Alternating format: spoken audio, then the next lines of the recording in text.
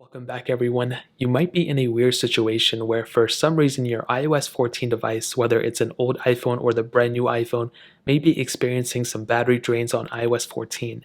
Now what I can tell you is that there will probably be battery drains all across the board. So it's expected. It's not like it's a really crazy issue that your phone is the only one affected. Anybody who's updated to iOS 14 is probably going to experience this issue. So in that case, I'll probably tell you to wait until like iOS 14.2 comes out or 14.1. That may end up fixing a lot of those issues. But just in case your battery drain is really bad, here's some ways that you can actually go and fix that.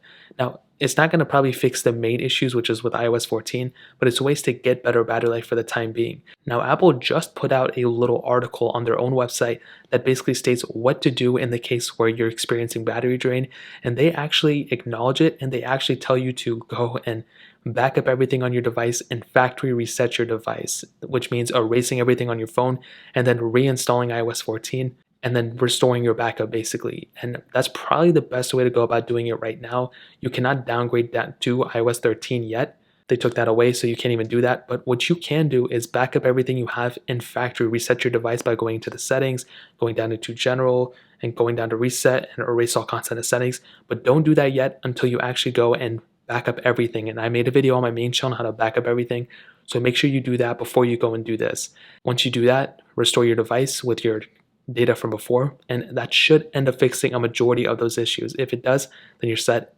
Now, if you've done that or you don't want to do that, another huge thing I would recommend doing is turning off your Wi-Fi and Bluetooth when you're not using it. That's another big thing.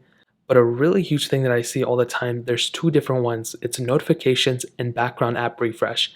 Now with notifications, if you have an app that's sending you notifications all the time, it's sucking up a little bit of battery each time. Not a crazy amount, but just a little bit. So what you can do is you can go to settings right here. You can go down into notifications, which is like the second panel, and you just want to go through every single one of these apps and determine which ones you want sending your notifications to and which ones you don't. In some cases, you may not want your notifications being sent to, these specific people. So I'd recommend looking into that, doing that in this case, and then turning off whichever notifications, including these ones if you want to, but going through and deleting whichever notifications you don't want. Now, another thing you can always do is go into general, which is right here.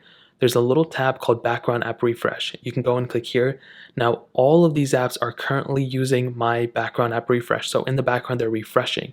So what you want to do is for whichever website or whichever app you don't want using your specific phone resources, you want to go ahead and disable it. So with Byte, with all these ones, with Facebook is a big one.